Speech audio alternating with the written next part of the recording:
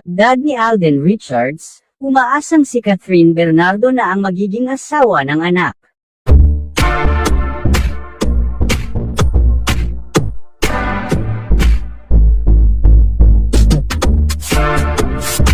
Laman ng usap-usapan ngayon ang dad ng aktor na si Alden Richards, matapos kumalat ang balitang natutuwa umano ito sa relasyon ng anak niya sa award-winning actress na si Catherine Bernardo, at ito ay dahil ramdam umano ng ama ng aktor ang kabaitan ng actress.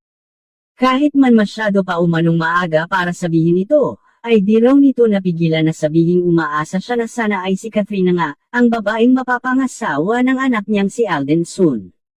Pabirong hirit pa umano ng dad ni Alden, na kung sakaling makasal si Catherine sa anak niya, ay siya mismo ang magbabantay sa anak niyang aktor, at siya mismo ang kakastigo dito kapag sakaling magloko daw ito sa nasabing actress.